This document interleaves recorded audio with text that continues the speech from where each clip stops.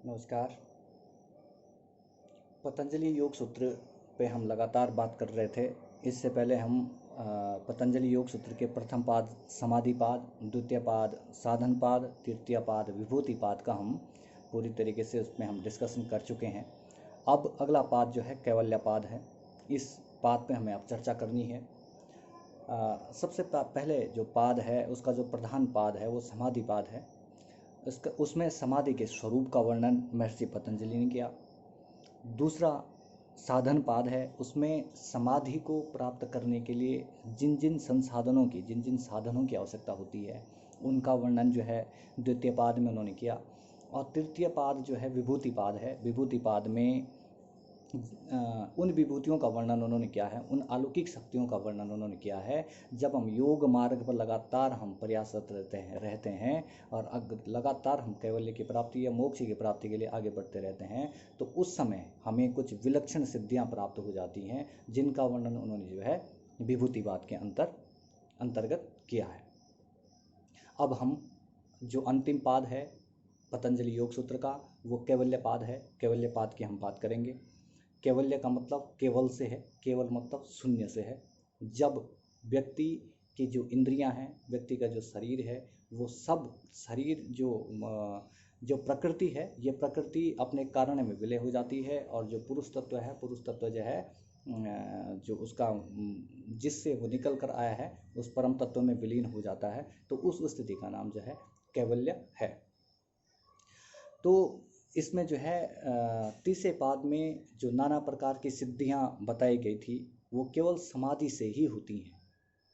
ऐसी बात नहीं कही जा सकती कि सिर्फ समाधि से ही वो सिद्धियां जो हमने विभूति पाद में अणिमा, लगिमा, गरिमा, महिमा और इत्यादि जो अन्य प्रकार की जो सिद्धियां थी उन सिद्धियों का जो वर्णन हमने किया, ऐसा नहीं कि सिर्फ समाधि से ही वो सिद्धियां प्राप्त की जा सकती हैं। उनके और भी कई निमित्त हैं, उनके और भी कई ऐसे कारण हैं जिनसे वो सिद्धियां प्राप्त की जा सकती हैं। तो इन सिद्धियों का जो कारण है उनका वर्णन विभूतिपाद के प्रथम सूत्र में जो है महर्षि पतंजलि करते हैं। उनमें जो है पहला सूत्र जो उनका है वो है जन्मौषधि मंत्र तपः समाधिजा सिद्धया। यानी कि ये 5 प्रकार के कारण जो हैं उनसे भी वो सिद्धियां प्राप्त की जा सकती हैं। उनमें महर्षि पतंजलि बताते हैं कि शरीर, इंद्रिय और चित्त में परिवर्तन होने पर जो पहले की अपेक्षा जो विलक्षण अलौकिक शक्तियों का जो प्रभाव व्यक्ति में देखा जाता है उनको सिद्धियां कहते हैं। यानी कि जब हम सामान्य अवस्था में हैं और समाधि या अन्य संसाधनों के द्वारा कुछ समय के बाद हमें एक अलौकिक सद्गुण उत्पन्न हो जाता है, वो जो गुण है उसको सिद्धि कहते हैं। और इस सिद्धि को प्राप्त करने के जो है उन्होंने 5 प्रकार के और कारण उन्होंने बताए हैं कि 5 अन्य कारणों से भी जो है ये सिद्धियां प्राप्त की जा सकती हैं। उनमें सबसे पहला जो कारण वो बताते हैं, वो बताते हैं कि जन्म से भी कोई व्यक्ति सिद्ध हो सकता है। यानी जन्म से होने वाली सिद्धि, उन्होंने पहले प्रकार की जो सिद्धि बताई वो बताई जन्म से होने वाली सिद्धि। तो जन्म से होने वाली जो सिद्धि है उसमें बताते हैं कि जब प्राणी मरकर एक योनि से दूसरी योनि में जाता है तब उसके प्रारब्ध अनुसार शरीर, इंद्रिय और चित्त का परिवर्तन होकर उसमें अपूर्व शक्तियों का प्रादुर्भाव हो जाता है। इसमें पूर्व जन्मों में अगर कोई व्यक्ति योग मार्ग में लगातार प्रयासरत था और उसी रास्ते में अगर व्यक्ति का शरीर, ये जो शरीर है ये छूट जाता है और व्यक्ति को दूसरा शरीर धारण करता है, मृत्यु के पश्चात जो पुनर्जन्म करता है, तो उसके बाद उसके जो नए शरीर में जो है वो पुरानी जो उसकी मेहनत है उसके कारण नए शरीर में जो है अनेक प्रकार की शक्तियाँ उसमें देखने को मिलती हैं। तो सबसे पहले वो बता रहे हैं कि जन्म से भी कई लोग सिद्ध होते हैं, क्योंकि हमें तो वो आदमी जन्म से दिख रहा है लेकिन पूर्व जन्मों में जो उसने कर्म किए हैं, जो तपस्या उसने की है, पूर्व जन्मों में जो स्ट्रगल उसने किया है, उस स्ट्रगल का रिजल्ट उसको जो है नए जन्म में जन्म से ही मिल सकती है। तो पहले प्रकार की सिद्धि बताते हैं जन्म से होने वाली सिद्धि। दूसरे प्रकार की जो सिद्धि है उसको बताते हैं औषधि से होने वाली सिद्धि।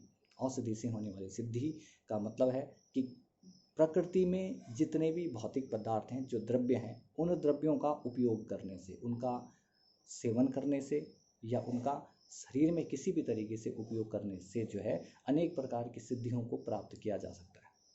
जब मनुष्य किसी औषधि के सेवन से अपने शरीर का कल्प कर देता है तब उसमें भी शरीर में अपूर्व शक्तियों का प्रादुर्भाव हो जाता है। तो इस प्रकार की जो सिद्धि प्राप्ति होती है इस सिद्धि को जो है औषधि सिद्धि कहा जाता है, यानी औषधि से होने वाली जो सिद्धियां हैं। तीसरे प्रकार की जो सिद्धि बताते हैं वो बताते हैं कि मंत्रों से होने वाली जो सिद्धि है, मंत्रों से होने वाली, जब मनुष्य विलक्षण सामर्थ्य द्वारा मंत्रों का विधिवत अनुष्ठान करता है और लगातार उस अनुष्ठान के करने के पश्चात उसमें उसके चित्त पर, उसके शरीर पर, उसकी इंद्रियों पर कुछ अलौकिक दृश्य उत्पन्न हो जाते हैं, तो ये इस प्रकार की जो सिद्धि है वो मंत्रों से होने वाली सिद्धि है। चौथे प्रकार की सिद्धि बताते हैं तप से होने वाली सिद्धि। तप से जब मनुष्य शास्त्रों का, तप का विधिवत अनुष्ठान करता है अथवा अपने कर्तव्यों का पालन करने के लिए भारी से भारी कष्ट सहन करता है, बिना अपने धर्म को छोड़े, बिना किसी अधर्म के, जब व्यक्ति लगातार आगे बढ़ता है तो उसमें भी जो है विलक्षण शक्तियाँ देखने को मिलती हैं। और पांचवें प्रकार का जो है समाधि से होने वाली सिद्धि है।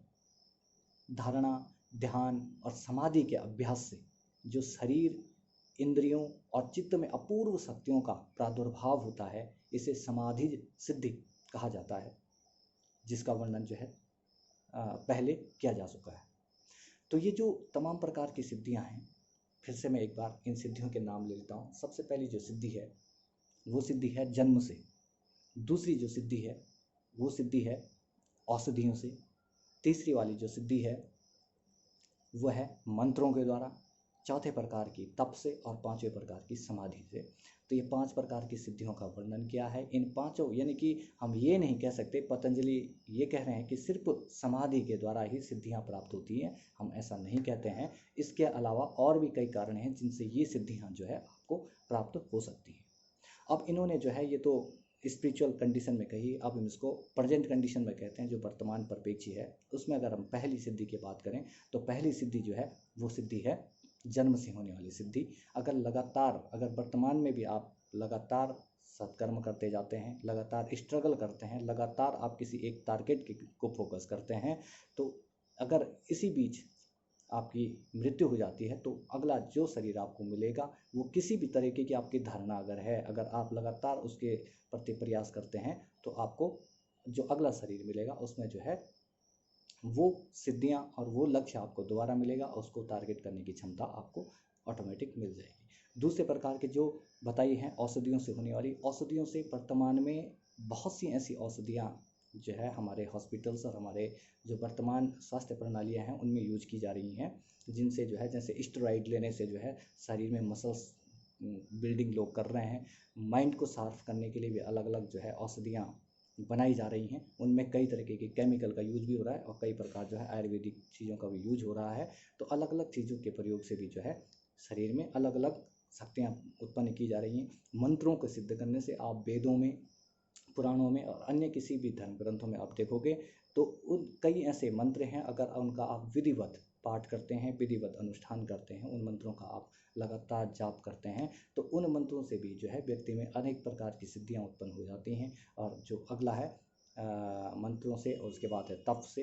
तप से मतलब स्ट्रगल से, लंबे समय तक अगर आप स्ट्रगल करते हैं तो उसके बाद आपके शरीर में कुछ शक्तियाँ उत्पन्न हो जाती हैं। अगर लगातार आप किसी मार्ग पे चल रहे हैं, किसी चीज़ की तैयारी कर रहे हैं, तो तैयारी करते करते आपके जो अनुभव होते हैं उन अनुभवों से जो है आपका शरीर, आपका जो चेतना है, उस चेतना का जो है विकास हो जाता है। और लास्ट वाली जो समाधि है, समाधि नमित समाधि, यानी कि समाधान का नाम ही समाधि है। तो यहाँ जो अगर अष्टांग योग के माध्यम से आप समाधि को प्राप्त कर जाते हैं तो ये भी जो है एक विलक्षण शक्ति और विलक्षण या अलौकिक दृश्य आपको जो है देखने को मिलते हैं। तो इन 5 प्रकार की जो 5 प्रकार के जो कारण बताए हैं, उनसे भी विभूतिपाद में जो जिन सिद्धियों का वर्णन किया गया है उन सिद्धियों को प्राप्त किया जा सकता है। ये हम बात कर रहे हैं अंतिम पाद यानी कैवल्यपाद के प्रथम सूत्र की हमने बात की। इसके बाद जो अन्य सूत्र हैं उनके हम अगले चैप्टर में डिस्कस करेंगे, अगले लेक्चर में डिस्कस करेंगे। अभी के लिए धन्यवाद, बहुत धन्यवाद।